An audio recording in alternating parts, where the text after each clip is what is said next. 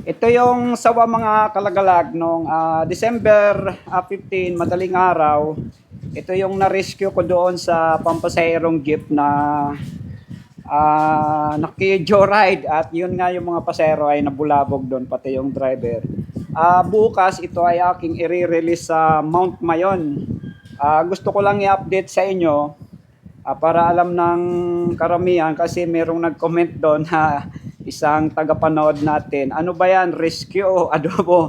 So hindi ito mga adobo mga kalagalag. Ito ay talagang may babalik natin sa wild. At nung nakuha ko nga ito ay ang estimate ko nito ay 10 kilo mahigit. Pero nung dumating dito sa bahay, may mga nag-estimate 5, 6, 7, 8. So titingnan natin kung ilang kilo to yung sawa nating nakuha. So ayan mga idol, dahan-dahan nating ikikilo. So yan, naging 3, naging 4, 5, 6, 7, 8, 9. Hop, tumalagilid. Ayusin natin.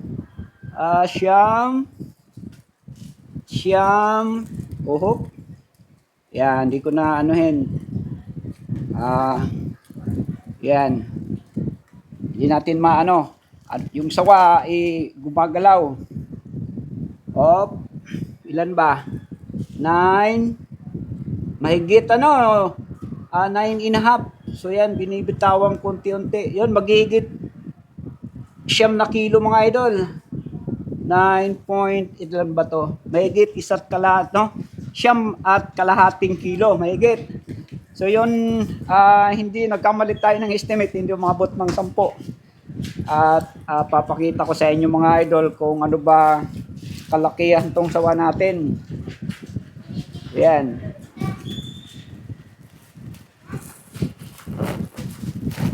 At nang may release natin to bukas sa Mount Mayon.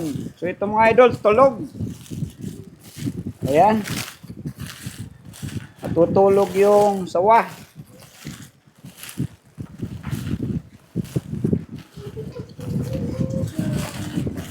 Ayan. Ayun yung ulo niya. So pati, akin na bibi. So yan. So yun. Ang kanyang ulo, medyo madilim. Medyo madilim kaya hindi makita. So yun. Yan mga idol, ang mahigit 9 kalahati ng kilo ng sawa. Maganda nito, mametros natin to para makita natin kung gaano kahaba. May metrosin natin mga kalagalag yung sukat ng haba nito para malaman natin yung kilo, mahigit 9 kalahati. Ito naman ay yung haba. Tingnan natin kung ilang feet ba ito. So, nandito lang yung ulo niya.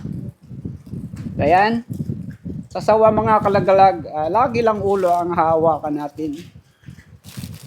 Ayan. Halika doy.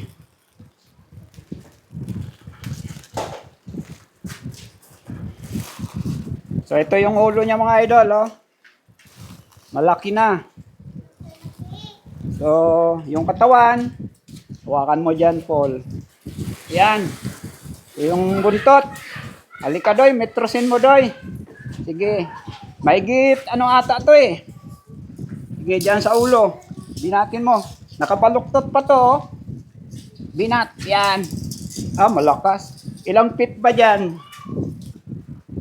Ito, ilang ba dyan? Sige na, okay na. Kahit nakabaluktot. Ansay na lang natin. Ilang feet? Tingnan mo doon, baby. Yung metro. 9 feet? Mahigit. 12 to kasi nakabaluktot dito sa unahan eh. So, ito mga idol, yung sawa natin. Mahigit, 9 feet. Yan, haba, laki. Pasok na natin para bukas ang nito, ang release.